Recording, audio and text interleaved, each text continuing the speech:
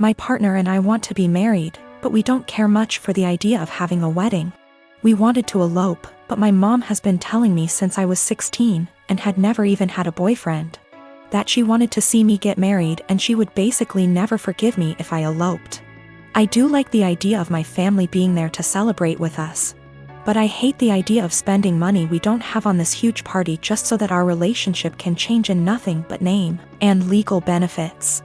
And for various reasons, it doesn't make sense for us to wait until we can afford a wedding to get married. We wanted to keep it small, preferably under $3,000, which is honestly more than I'd like to spend. But we have to be realistic. We had planned on having it in my in-laws' backyard, but even that was more money and effort than I was willing to put forth. I was stressed and feeling like I was out of options, so one day, I vented to my mom. She seemed really excited about the idea of helping me plan a wedding. It was kind of a red flag when she said, "My mom didn't help me plan my wedding. Let me live vicariously through you." But still, I agreed. She seemed really excited to help me find a venue. I was not excited, because I have not been excited about one single step in the wedding process, and I just want it to be over. About a week later, I found out that this really great park in our city, that my partner loves, does weddings for an extremely small fee. I emailed the event coordinator and found out that the date we want is available. I told my mom, and her reaction was, "So I guess you don't need my help finding a place, then?" And every time I talk about it, she says the same thing. She has always talked about how shitty it is to guilt trip someone, but I feel like that's exactly what she's trying to do. I honestly can't tell whether or not I've done something wrong. Like, I'm not sure if I implied that I would only get married in a place she helped me find. I don't feel like trying to take action on my own wedding is that great of an offense, but I can tell she's upset.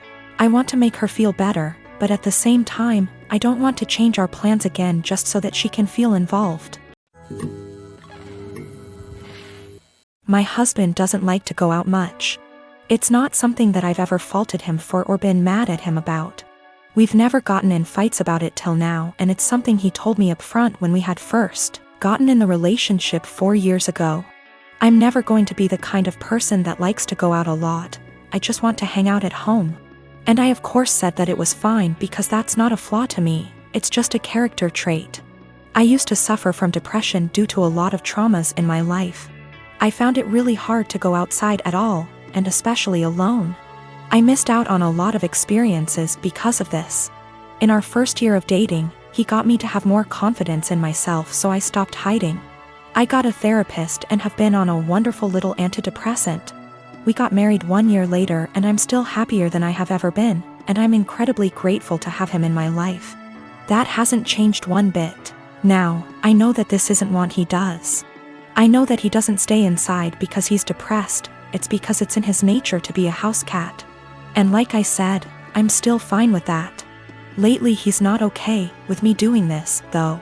If I ask him if he wants to see a movie with me and he said no, or the more common, I don't know, maybe, I'll usually ask him 2 more times, and then if he still says no, or maybe I'll go by myself.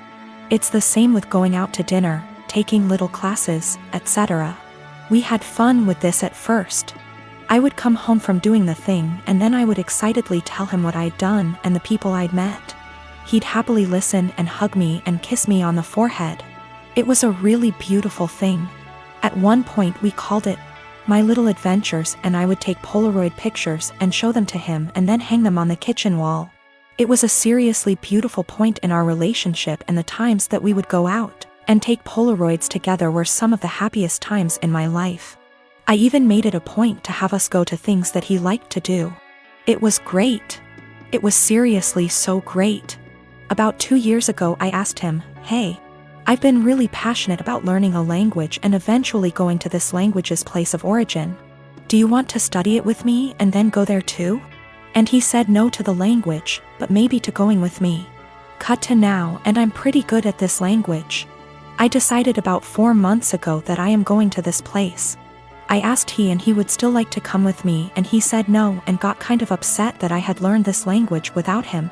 "You're the one that's going to know anything. There's really no point in me going." I was kind of taken aback because during the process he was really supportive. I didn't really push it, but I apologized and went somewhere else to clear my head about things, and we were fine later on that day. I bought the tickets for me and my mother to go to the place about 4 weeks ago, and ever since then, things have been really tense. If I ask him to do minor things, like come to the grocery store with me, he gets a bit of an attitude. I can tell that he knows this is ridiculous though, because he'll say sorry almost immediately and be sad and quiet the rest of the time. I've tried to talk to him about what's bothering him, but he keeps either saying that it's nothing and he doesn't want to talk about it, or will tell me not to press it and then get mad and leave. I don't know what to do at this point. Our relationship has been so great, but I can feel things being strained. I can feel him kind of slipping away. I don't know what to do. I thought about buying him a ticket to the place anyway and surprising him, because I really would love it if he could go with me, and I know for a fact it's somewhere he's always been interested in. But I also don't want to force him, because I hate forcing people to do things. However, I also don't want to stop having these experiences for myself just because he doesn't want to. I've never faulted him for wanting to be at home, so why is he faulting me for wanting to be outside? I don't know how to talk to him or what to say. If I have to stop doing things, then I guess I will. But I also feel bad for having to stop, but it's not worth getting a divorce over or having things escalate that bad. I just don't know what to do or where to go from here. We had a bit of a long talk. I'm kind of a mix of exhausted, drained, and excited now. He said he feels like he's drowning in my success. I said I would learn a language, and I did it. I said I would lose 180 pounds, and I did it earlier in our relationship and got the skin surgery. I have a pretty stress-free job, and it's getting to him. He's been trying really hard to just be happy, but it's hard. He understands that it's wrong to feel this way, and between feeling guilty about it and feeling this way at all, it's just been taking its toll. He also has a skin condition that makes him feel cautious of going outside, especially in another country. I never thought this would be the problem, because he's always acted as though it's not a bother to him at all and he doesn't care. He's going to keep trying though, and to seek therapy independent of me, because he thinks that he also may really be suffering from depression. Now, I have to say that we do have communication problems. Our friendship, 2 years before dating, started off long distance in Antwerp, so we're still kind of better with text talking than out loud speaking. Sometimes we have a hard time saying when things are bothering us out loud, so we'll text it out and then read off of that text because we find it hard to verbalize, and sometimes we just take things harder than we should. We've agreed to go to marriage counseling, and we're making an appointment together tomorrow, so there are good things afoot. For more good news, he's agreed to go on vacation with me and my mother. I messed up in this, too. I like to think that hearing maybe or other apathetic answers instead of just yes or no didn't bother me, but it did. And sometimes, as some people pointed out, I would get kind of passive-aggressive about it. I'd ask him simply because it meant that I tried at times. I'm not proud of it, but it happened. I'm going to work on that more in myself as well. I'm currently working part-time at a restaurant on my university's campus. I mostly work shifts with this one girl, we'll call her Anna, who is all for the body positivity movement. She embraces her body type and regularly posts inspiring quotes or images on her social media accounts. Personally, I have nothing against this at all. I am also in full support of treating and accepting everyone no matter their body type. However, I do believe that everyone should be healthy, eating right, exercising, taking care of their mental health, etc. Or at least attempting to be.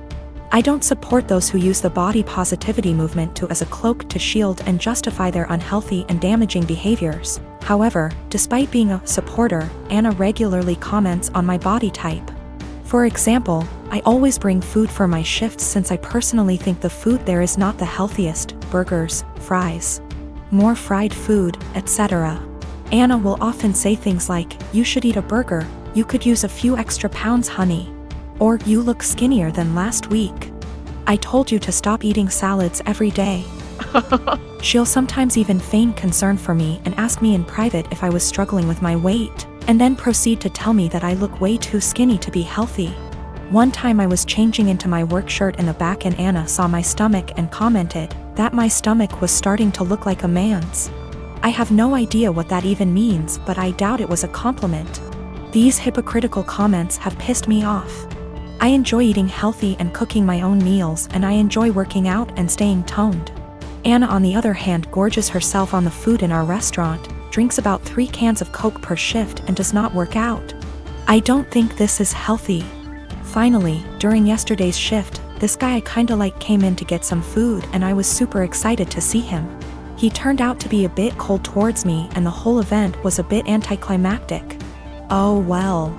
Anna witnessed the whole thing, and after he left, she said, maybe he's into Kuvya girls. I basically blew up at her and called her out for all of her hypocrisy. I asked how she could call herself a supporter of body positivity when she regularly shamed my body. Then I told her that she was unhealthy in many ways. I called her out on her eating habits. Bitter and jealous of others who are in control of their health and bodies, and deluded for believing that she is healthy and fit. She called me insecure and told me I was being rude. It was reaching the end of our shift, so I clocked out early and left so I didn't have to argue with her more.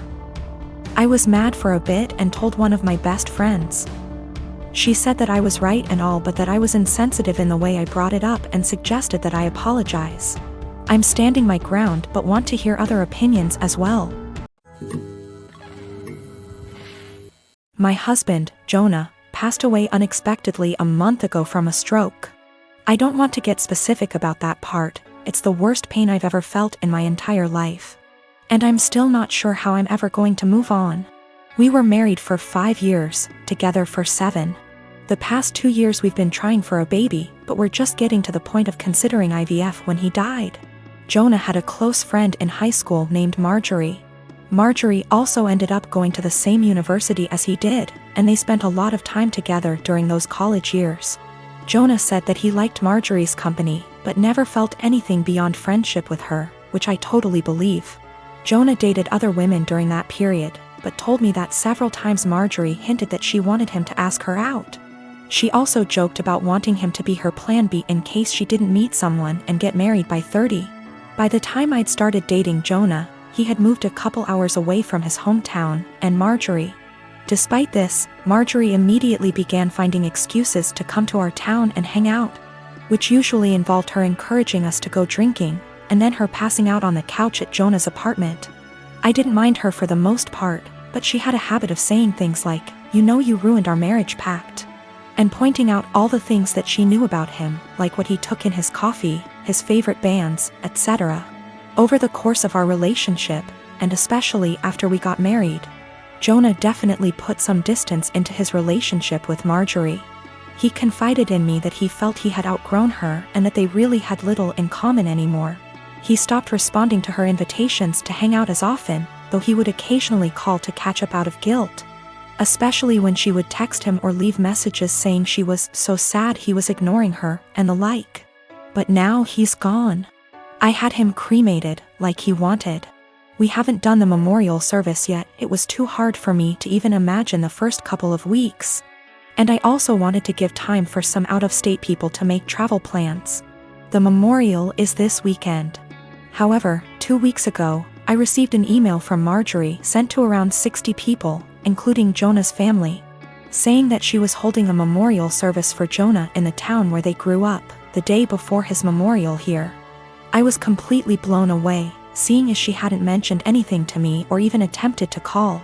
Along with the details, the email said that she was planning the memorial in light of the fact that no other service had yet been held in his memory, and he deserved to be laid to rest with honor. For the record, she was invited to the memorial, which I've been planning, and knew it was happening. I called her, of course, and told her that while I appreciated her willingness to help with Jonah's goodbye, I was already planning a service for him that would involve all of his family and friends. She immediately went on the defensive, and said that she had only started to plan a service when she realized I wasn't willing to do it in a timely manner.